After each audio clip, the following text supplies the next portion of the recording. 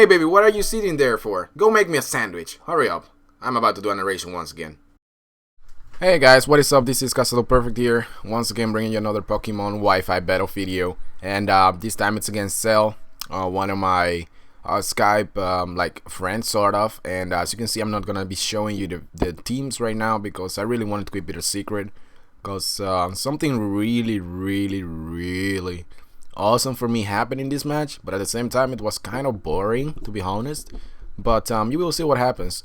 From my last video, I remember someone told me that Bronson cannot learn Thunder Wave, and that was my mistake. I remember I missed this Pokemon, so right now he's got the Reflect, which is kind of awesome. So anyways, I'm gonna lead over with my Bronson. He's gonna lead over the Jirachi, and I'm like, oh, okay, no problem. I'm just gonna go ahead and set up my Stealth Rocks, why not? And he does the same. Then he paralyzes me with Thunder Wave, and I'm like, oh.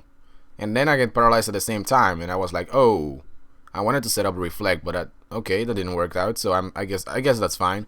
So he's gonna bring out the Melodic, and I'm gonna go ahead and put up Reflect instead of Thunder Wave this time. So at this point, I'm guessing, well, what can he probably do against me?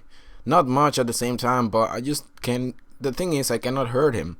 My Bronson cannot hurt the Melodic. I mean, I only have Earthquake and Gyro Ball, and Earthquake is not gonna do that much, especially knowing that Melodic is got Recover, which means every time I deal damage, we'll just be able to recover the damage off. So that wasn't really the smartest play to have stayed in. So I decided to switch out into my Tentacruel in order to rapid spin away the Stealth Rocks, because I do have a Gengar on my team, and I don't want a Gengar, you know, to be raped by Stealth Rocks because he's got a Focus Sash, so I need to save him for later. So basically what he does here, he switches out into Gengar on his own, and my Stealth Rocks pretty much raped his Gengar instead. And I go for the Rapid Spin, kind of a very good move on his part there. He pretty much basically predicted my Rapid Spin, and that was pretty cool. So I'm just gonna leave my Tentacruel here to die because I basically don't have any use for it.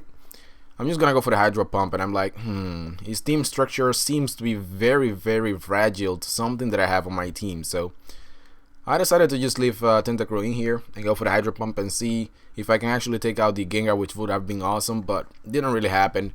I actually bring him down to, like, for an instance, let's say 8% of damage or 8% of health, something like that, or maybe 10%. I'm not really sure, but he's got Life Orb, which means he's gonna be dying pretty soon. So I'm gonna send out my Staraptor. I actually went for the U-turn here. My Staraptor is, by the way, Scarf, so that's why I outsped the Gengar. And at this point I was like, I actually went for the U-turn right there, just predicting him to switch out. But he didn't, so I guess that's fine, because either way, if he would have switched out his Gengar right there, his Gengar would have been dead anyways because of the Stealth Rocks that I got on his field. But I guess that's fine, you know. I'm gonna bring out my Lucario now, and in comes the Melodic. And I was so banking so much, I was hoping, praying to God, do not burn me with Scald. I'm gonna go ahead and set up the Sword Dance. He's gonna go for the Skull, and guess what happens, guys? Guess what happens? It doesn't happen. See, this time you were absolutely wrong. I knew you thought that my Lucario was about to get burned, but he did not. So that's great. Okay, I'm gonna go for the Close Combat this time, and the Close Combat is definitely gonna take him out. I mean, like, what Melody can actually survive a Close Combat, which is, by the way, also a critical hit, which I did not see in the game itself. Now that I'm looking at the video, wow, I feel sorry for him, but it didn't really matter at all because the Melodic didn't really have the Marvel Scale activated, so that means her defenses were very fragile at the same time. So my Close Combat is really powerful, stabbed, +2 attack and Life Orb, so there's no way that Melodic would have survived that. But anyways, he's gonna go out into the Jirachi. The Close Combat will do the job. I am actually faster. I'm not sure what kind of EV spread that Jirachi has, but I do have max speed with Jolly, and basically I'm just going through his entire team with the Close Combat only. So the Jirachi goes down, and it brings out this Crafty, I believe it's called. And I go for the Close Combat, and guess what happens? He goes down. Yes, Lucario is just a freaking beast.